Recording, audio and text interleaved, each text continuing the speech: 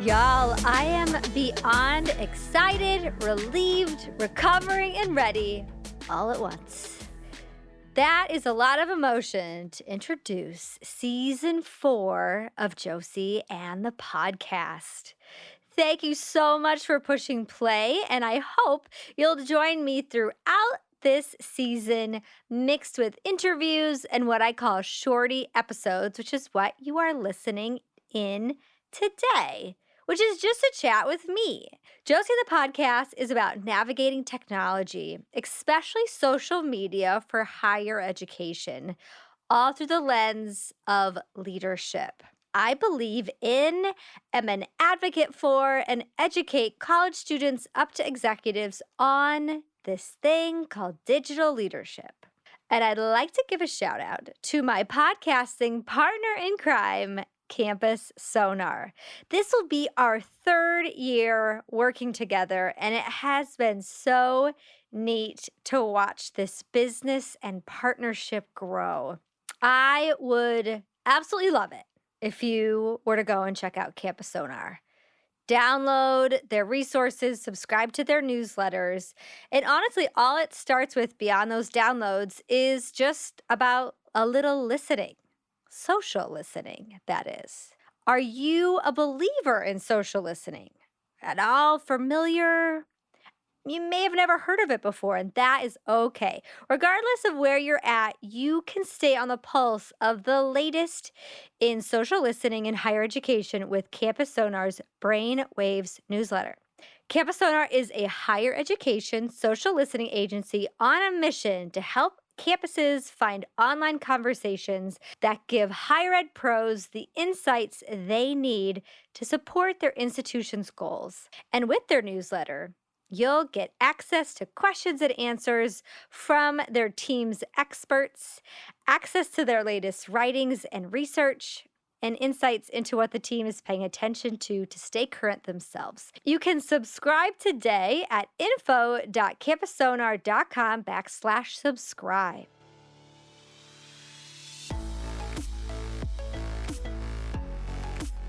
Related to social listening, with millions of members and hundreds of posts per minute, honestly, per second, many social media platforms can feel too vast and fast. How the heck can we make it feel a little bit more manageable and intimate? Today, I'm going to share with you one way that I was able to make the internet work for me as I completed my book.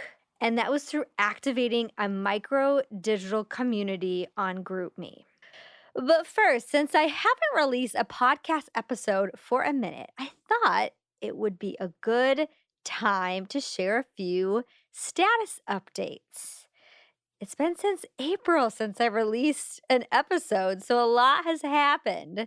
The first thing is I started a women in business mastermind. I started to look around and realize there were a lot of other of my peers who are doing the grind of this solopreneur business, entrepreneur adventure. And I just sent out an email to say, hey, do y'all want to just get together and chat monthly? And it's part therapy, part resource and advocacy and empowerment. And we meet monthly. And it's just been really magical and important. And I'm really excited about where that's moving towards for my own development and then for all of these other women that are part of it and their businesses. In April, I also kicked off another adventure of beginning training for a triathlon. I've done a couple in the past, and I just stumbled onto one that was going to be in Lake Tahoe, which I absolutely love Lake Tahoe, and anything mountains and lakes, take me there immediately.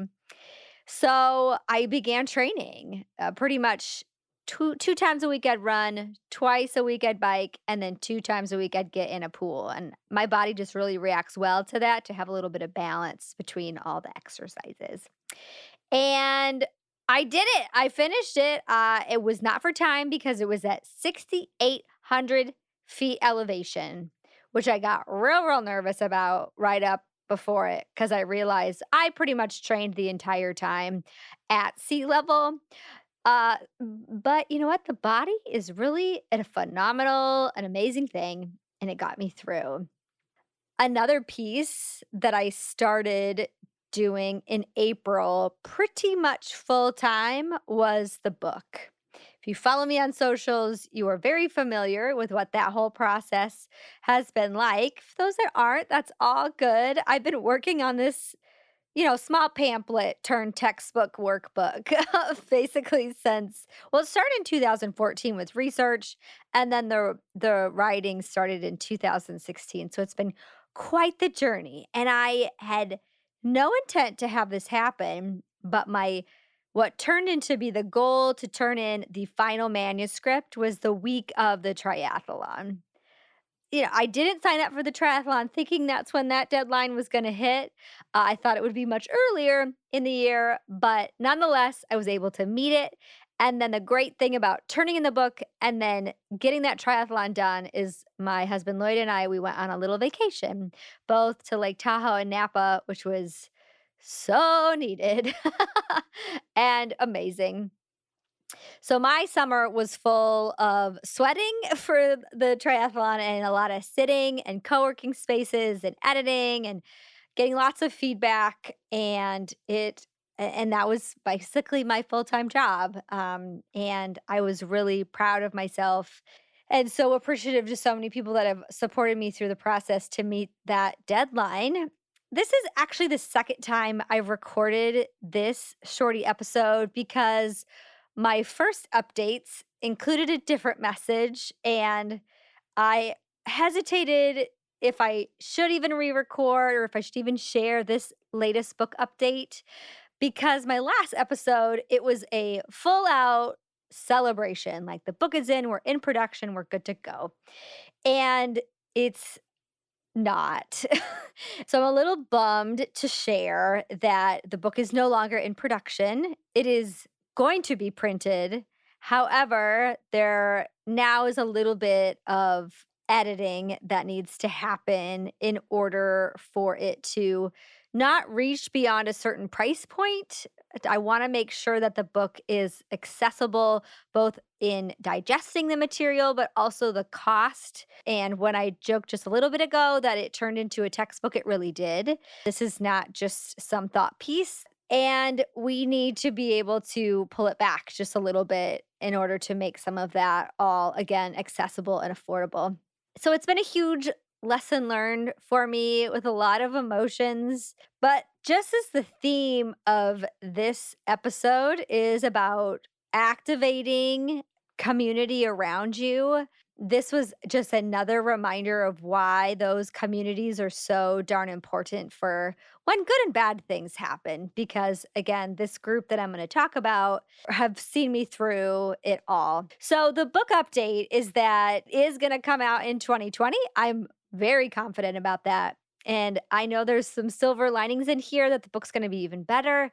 I wish that update was way more exciting as the first time I recorded it, but I also won't let myself not celebrate my initial excitement of meeting that August deadline that I had. I wouldn't have wanted to know that we were going to have these hiccups before my race or before my vacation anyway. So it's all good. But what I do know moving forward, the season of the podcast is going to be a whole lot about featuring guests that are in the book so you can get just a little slice about them. And then these shorty episodes, I also hope to give you a sneak peek and quick takeaways that you can implement before the book is even out. Other plans that I have going forward, again, I continue my consulting and speaking work. There is going to be a fresh new look to my website, hopefully this fall. Not hopefully. It will be this fall. That has been definitely a work in the making for the past year. And I am again offering my coaching services, which is called the Connected Exec Program. I offer this at a very limited time because I work so hands-on with each future or current executive that I work with. And we basically get you all set up to run your social media, not just to get another to-do list done, but to actually make an impact and be meaningful to you and to your students. The other thing that I'm continuing, of course, is my group on Facebook that's completely free. It's a connected exec community. I pop in there about once a month to do live trainings. I do resources, and then it's just a really great place to network. So I will add the invite for that in there as well. The last thing related to my services that I'm putting out this as an intention and a goal is I've really wanted to create a course that my hope for this course is going to be to make my coaching a on the go, on demand, virtual experience. So keep your eyes peeled for that to be released later this fall as well. Okay, so now a bit of this shorty episode substance. All my shorty episodes have some sort of theme to them. And this one, with the book especially, it felt so fitting to focus on this topic of how to activate micro digital communities. And so I'll share a little bit about what micro digital communities are, why I chose to activate one, and the impact that it had on me. And as I share these things, I want you to think about in all kinds of different scenarios how a digital community that is very small could benefit you in all the different types and places and spaces that you exist, from the classroom to the boardroom to your home life and hobbies, because these can pop up everywhere. And I wouldn't be surprised if you're already part of a number of them. But I think there's opportunities where instead of just creating more platforms on bigger public accounts, what I think a lot of our community members are actually quite hungry for are smaller spaces for more intimate conversations. The reason why I created a smaller community is I was really trying to practice what I preached through my book writing process. I wanted to document my process, the highs and the lows and the milestones, and like I just shared earlier, some of the setbacks. But I found myself resisting, and I would set deadlines and not make them. And it kind of got in this cycle of frustrations. And I'm not asking for any pity party, but I really had to sit for a minute. And if I was honest with myself, just posting these status updates, it wasn't elevating me. And I don't think it was probably elevating other folks either, other than really getting a sneak peek behind, like, what is it really like to write a book? Because it's not all bright and shiny. Well, I needed, as an author, especially starting in April when I went pretty much full time to finish the book, is I needed a community behind me that were consistent, that already knew me and maybe even knew each other. And so that's where this idea came from, is what if I could gather some of my favorite people that don't live in LA, and I put them all in a room, in a digital room. I told them what I needed. I could be raw and honest, and they could be understanding and celebratory and give feedback. And that's what I did. I looked at different platforms that were out there that could kind of host a group of about 12 of us. And I didn't need a lot of bells and whistles. Honestly, I thought about maybe I just need a group text. But then I also saw the benefits of maybe having a platform that you could limit notifications, because I also didn't want to invite folks into this group that then became overwhelmed with notifications, because that in my own life is something that I'm working on, and tools to provide other folks about digital wellness.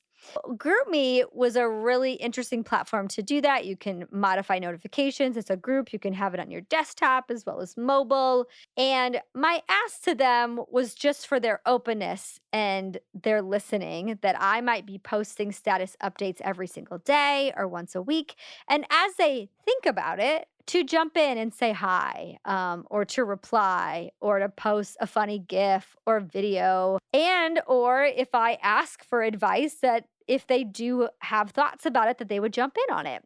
And so every single person that I invited said yes. So that was really neat to see. My letter out to them read, "And God said, let there be a GroupMe for Josie." I was honest with them about where I was with the book, my need what my needs were for a very small digital community that would have my back.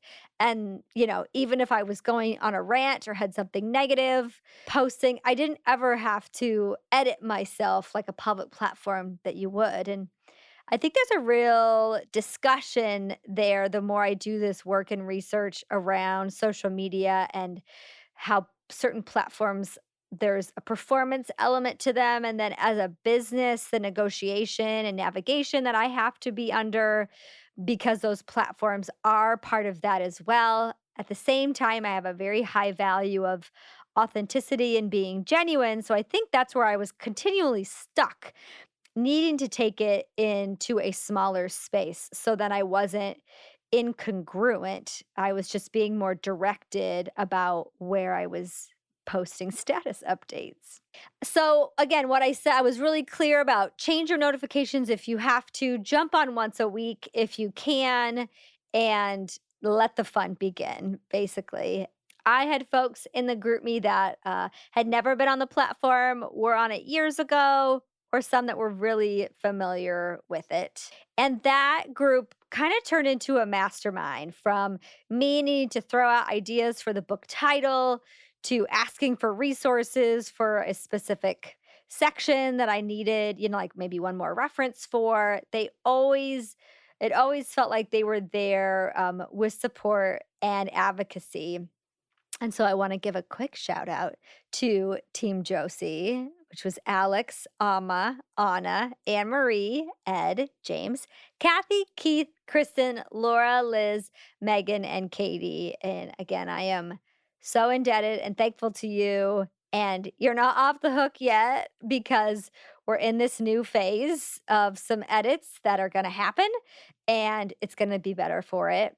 So, this small group me made me think about how small micro digital communities might be the answer from some strategies and audiences, both short and long term. That big public platforms, they honestly come with some baggage. Maybe your strategy is something much more short term with a smaller group that then ends up to be archived, and that's okay too. With any platform or digital strategy, we have to think through the following. In order to minimize busy work, the amount of time, and then making sure we're just on track with our goals and rationale, that we don't all need to go out there and create GroupMe accounts because Josie suggested it because it worked really well for her finishing a book. Think about your why, which is going to be your goal. What is your goal? Are you trying to better engage with second year transfer students from the East Coast or from a particular part of the world? That goal is going to lead into your audience, the who. The who is going to start to also answer what platform you should select. So if it's those second year transfer students, let's say they are from China, you're going to have to look at platforms that is accessible to that audience. Hint, hint, you're going to want to look at WhatsApp, not GroupMe. For me, enough of the people that I was inviting in knew enough about GroupMe and were open to it. So I already kind of had a pulse of what they'd be willing to do. I also could have used platforms that I'll talk about in a second. Like I could have created a Facebook group or a variety of other places. But I was thinking also about my content. What was the what that I needed that platform to be? Now, a Facebook group is great because it also gives you lots of other bells and whistles like video, folders, and Facebook groups, you can do a lot more with them. I just really needed status updates. Like threaded conversations were completely fine with me. And I felt like Facebook, we're just in a different space when we're on that platform, that you get pulled into other places really easily. So even for me, I didn't want to have to go into Facebook to post these updates or interact with Team Josie.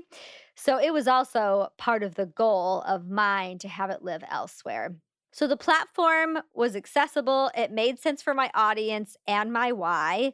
And then the last question to answer then is the how. What's the operations of it? And that's what I communicated to those I invited, that I was going to be posting daily at least weekly updates, and as they were able to, maybe once a week to hop on and to join me. Some other platforms that you might suggest when you think about activating a micro digital community. I mentioned earlier Facebook groups. I've got a couple of my own. LinkedIn also's got groups. Direct messaging is also interesting on Facebook. You can create a group that's within Facebook Messenger. Instagram, Twitter, and LinkedIn also have direct messaging capabilities, but I don't believe you can do groups. Other platforms you could look at are Slack, Kick, Telegram, WeChat, and WhatsApp. A few other to throw out and then a couple to kind of add on to. Twitter was actually the first micro digital community, like microblogging, as it used to be so limited and the characters you could use. And hashtags were used as a way to activate micro conversations because you had to use those for other folks to find and connect in those conversations. There were Twitter chats that you use that hashtag, and those micro digital communities were activated in your feed. And you've still got some of these today, even though you don't have to use hashtags anymore. I find some really active hashtags is HESM, higher ed social media, academic Twitter, com_college, and then end CC stigma. GroupMe, again, that's the one that I used. I've heard other GroupMe accounts out there for higher ed pros that I think is really interesting, and we might not see advertisements for these out there. They're organic, and may have some invitations out from time to time. For example, one that I stumbled into by writing the book was Texas Millennial Essay Pros, and then Black Women in Higher Ed. Florida State University, they have also seriously doubled down on GroupMe for their new student orientation program. It's a very large program and a very large staff. And taking the communications out of text and email, what GroupMe really allowed for clear communication. They even have smaller GroupMe accounts based upon student and staff members. Slack is another one. I'm part of a number of Slack communities for different functions. The one I absolutely love and I go to just about every other day is called Team HESM, again, higher ed social media. It was started back in 2015. It's now probably close to 1,000 members. And the organizer, Jonathan Gabriel, who I write about in the book, he's the University of Central Florida coordinator for marketing and communications. He kicked it off because he did see these active conversations on Twitter and even on Facebook. But he was just looking to bring everything under one umbrella that was even out of social media platforms that these professionals are running every single day. So I will include the link to that group in there. There's also a fantastic Facebook group called Higher Ed Social on Facebook that also is very, very active. I think there's a Facebook group for just about everything out there, from higher ed podcasters called Connect EDU Network, student activity professionals, mothers in student affairs, doctoral students, social media professors, and then I have a couple Facebook groups that I have helped create and manage as well. Student affairs, marketing, and communications. If that falls under your wheelhouse, we've got a group for you. And then, of course, the Connected Exec community, which is current and aspiring executives. A new digital community that I've been exploring because I'm going to be using it once the book comes out is called Mighty Networks. I actually discovered this platform when I took a tarot card reading class. That's another podcast. But I really loved it. Not only did it connect me directly to the course, but it was a place for networking and resources and community with everyone around the world taking this course. So Katie Linder, I know, also uses this platform for her writing groups and a community called Prolific. You can join Mighty Networks for free, and you can even set up your own network for free. I think for a few more of the bells and whistles, there is a monthly fee to it, which is also true for Slack. If you start to add too much stuff to that platform, it's going to want you to pay for it to stay there. As you're looking out there for micro digital communities, do pay attention to see, well, if this thing does grow, if our goal is to have an audience that is on the larger side, or we're wanting to put a lot of content into it, at some point have to put some investment into it. There's not a lot of those out there, but just one question and maybe to look out for. I would love to know what micro communities that you're part of and you're loving. It doesn't even have to be about higher education. So in order to find out, not only can you tweet at me, but there's a quick survey in the show notes that you can share with me quickly, the groups that you're part of, especially if you recommend them, because there might be some digital communities out there that aren't so much on the shining side. I'm building out a number of directories that are going to live on my website related to the book as well. I shared my story about why I created a GroupMe because I needed more concentrated support around finishing my book. That group was for accountability, was for celebration, support, and feedback. I was able to answer the questions of strategy of things like who, what, where, when, and why to make sure I was just adding another digital tool along with all the other ones that I already had going. So I want you to think about what specifically are your needs right now? And are the communication platforms that you're most active on, are they actually meeting those needs? Now, some needs cannot be met through social media, okay? But are the reasons why you are logging onto certain platforms maybe misaligned with how you could actually fulfill those needs? And let's also apply that to the services that you're offering on college campuses and making sure that they're resonating with students. Thinking a little bit more outside the box, not to create a whole bunch of more platforms and accounts that are going to take more time. This process may make you reconsider if you even need to be on Twitter. If you were to spend the time in smaller WhatsApp groups versus your Twitter account, but your WhatsApp groups are so much more interactive and lively and genuine, isn't that the goal? Than just saying you have your Twitter account, but most people that follow you or interact with you are just other department accounts. I'm not trying to suggest to you that everyone needs to delete their Twitter account, even though that might be a future podcast episode. But I really think we need to pause for a moment to think, why are we on certain platforms? What do we actually need them to accomplish? And are there other tools that would actually help us get there much quicker in smaller spaces? As you think about what your needs are, as well as the needs of your community, and really sticking to those, I want you to be inspired by the quote by Maya Angelou: ask for what you want and be prepared to get it. Y'all, I hope you will be able to tune into the rest of season 4 coming at you mostly weekly this fall. Thank you so much for clicking play on this episode. Let's keep the conversation going. Tweeting at me at Josie Ahlquist or the podcast Twitter, Josie AT Podcast. Remember, the show notes can be found at josieahlquist.com/podcast. Don't forget to subscribe to the podcast so you don't miss any future episodes.